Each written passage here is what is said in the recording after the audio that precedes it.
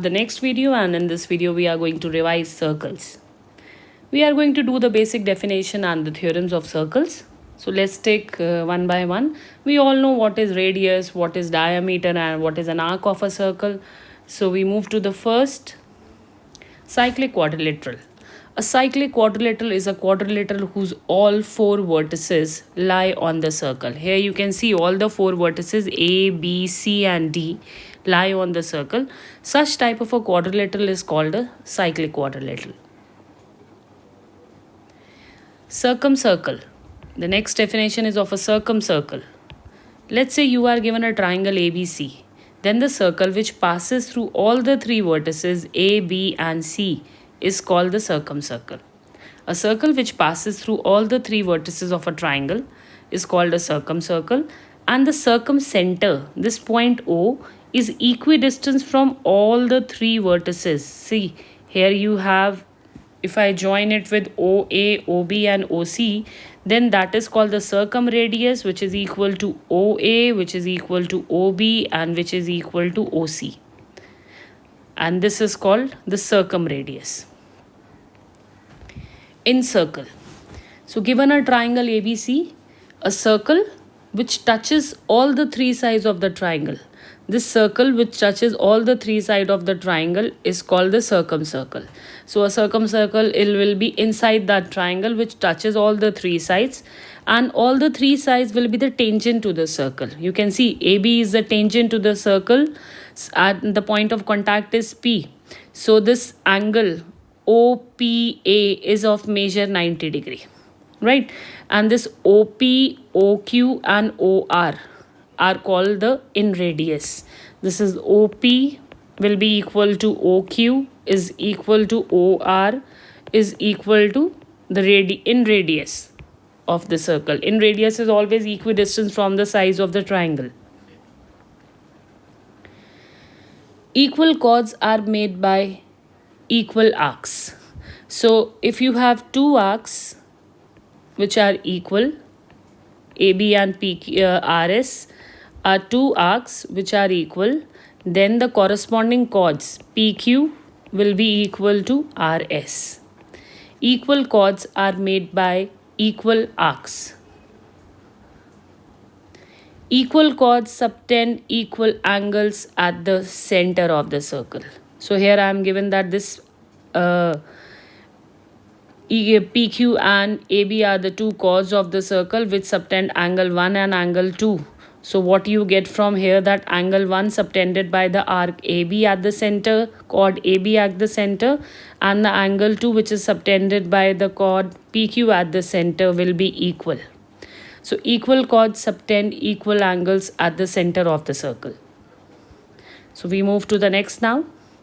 The perpendicular from the center to the chord bisects the chord. See, in this we have dropped a perpendicular OD on the chord, and the perpendicular from the center of the circle to the chord bisects the chord.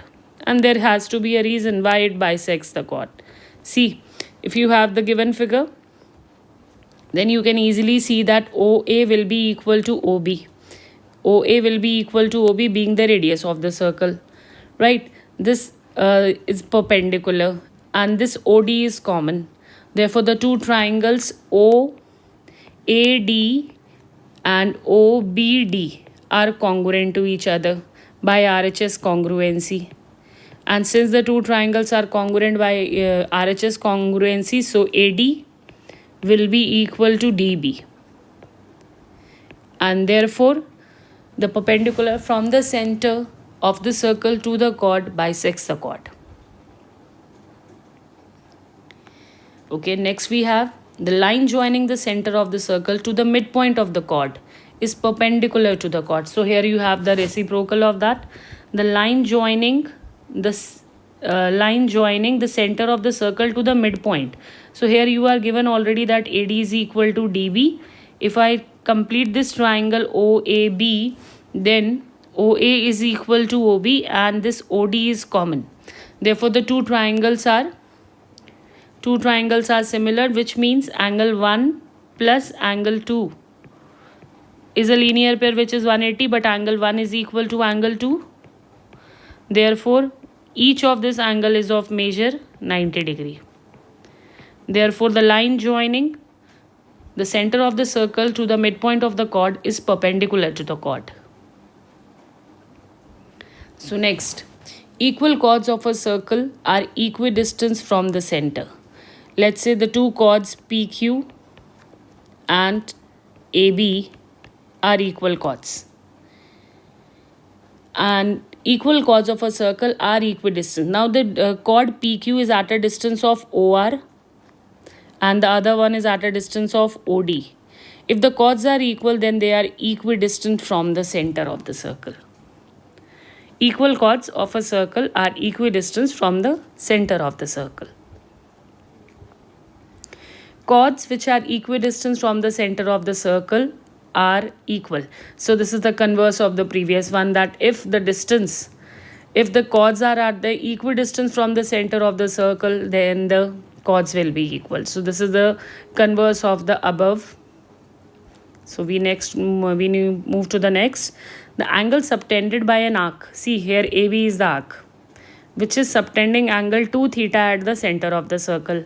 The same arc AB is subtending angle theta at any point on the remaining part of the circle. Then we have a relationship between them, that the angle subtended by the arc at the center of the circle is twice the angle subtended by the same arc at any point on the remaining part of the circle. So here we have angle AOB is equal to twice of angle ACB.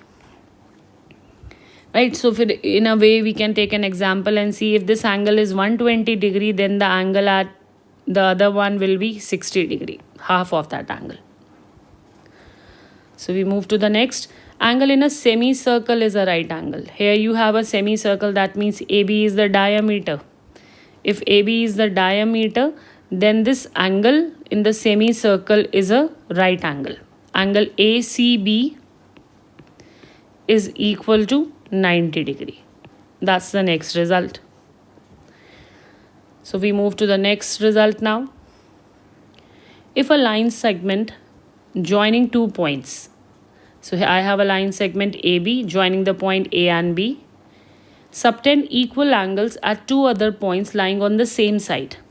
So these are subtending 2 angles. One is angle ACB and the other is angle ADB, such that the 2 angles are equal. Then the line segment containing the line containing the segment, then what happens? These 4 points A, B, C and D lie on the same circle. If you have a line segment joining 2 points which subtend equal angles on the same side of the line containing the segment, this is of the line containing the segment, then the 4 points A, B, C and D lie on the circle. Angles in the same segment, this has to be angles in the same segment of a circle are equal. See, here you have a chord AB. This chord is making angle ADB and ACB in the same segment. You can see these 2 angles. So these 2 angles, angle ACB will be equal to angle ADB. Angles in the same segment of a circle are equal. I hope these properties are clear to you. So next we have the sum of the pair of opposite angles of a cyclic quadrilateral is 180 degree.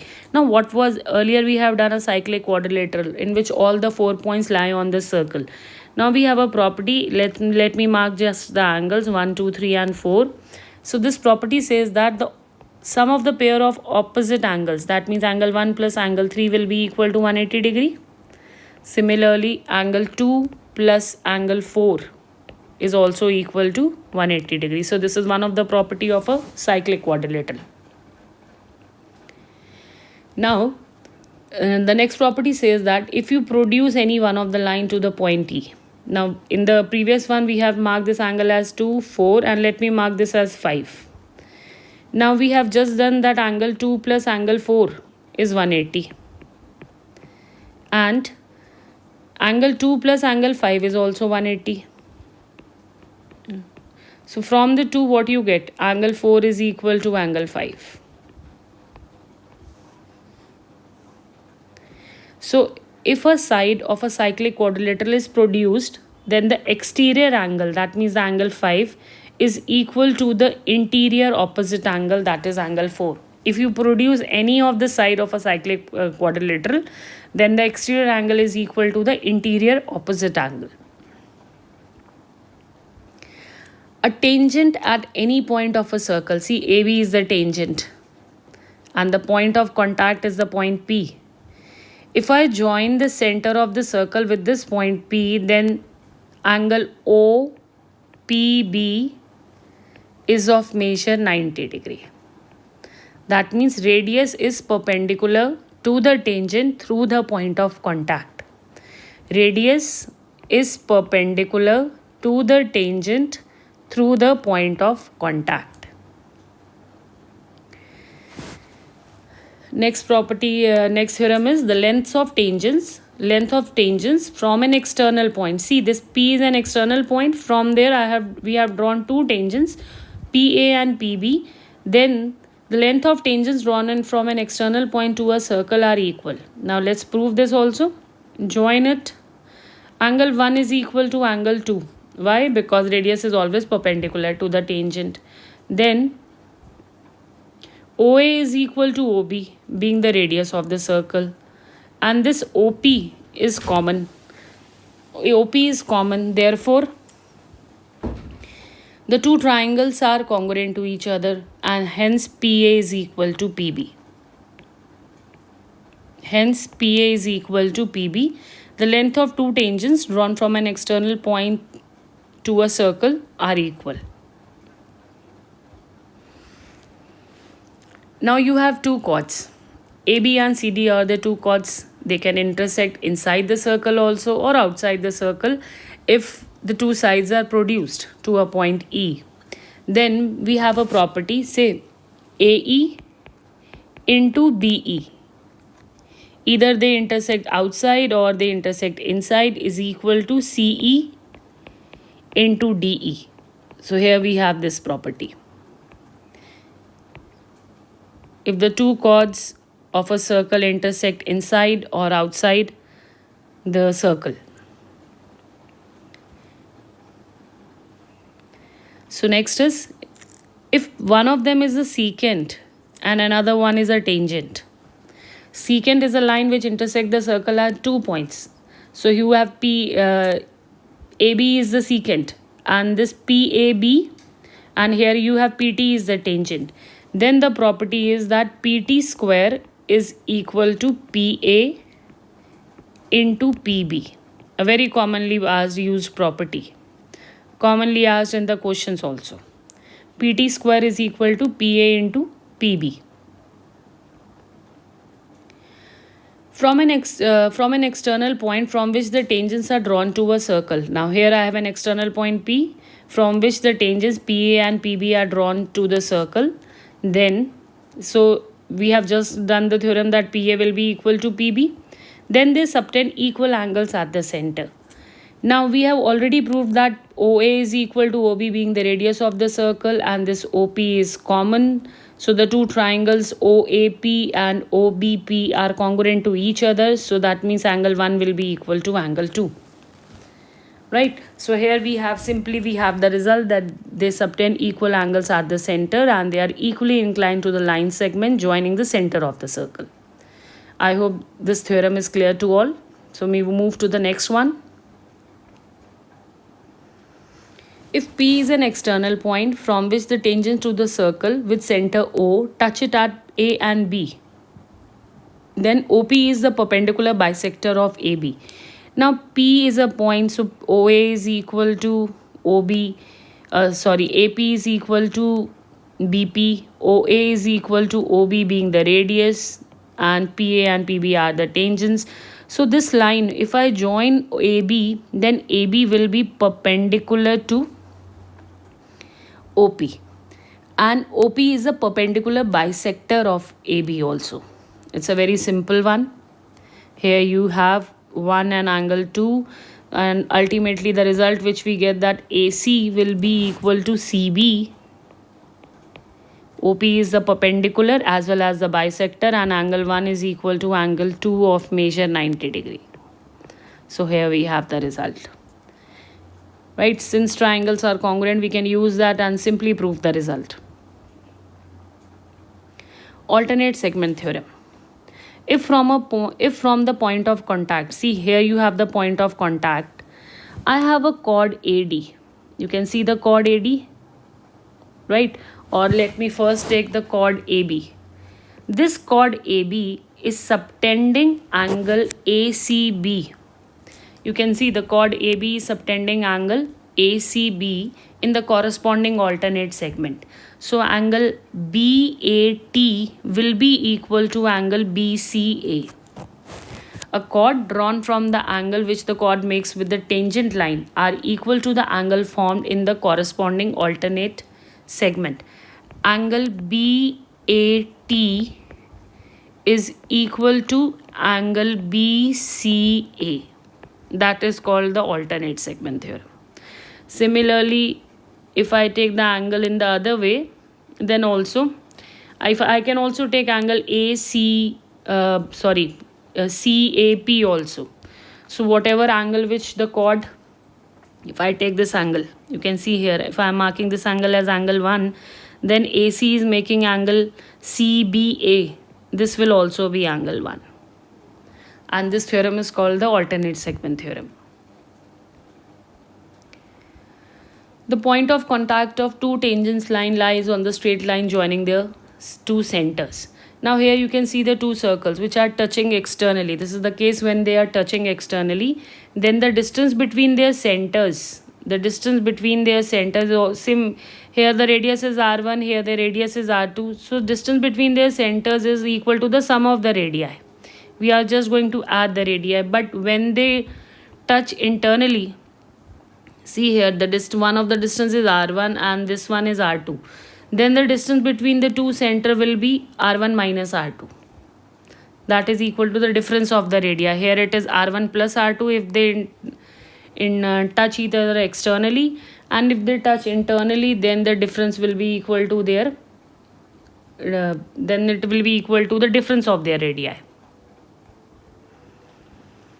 For two circles with center x and y, I have two circles with center x and y. The radius of one of them is R1 and the radius of the another is R2.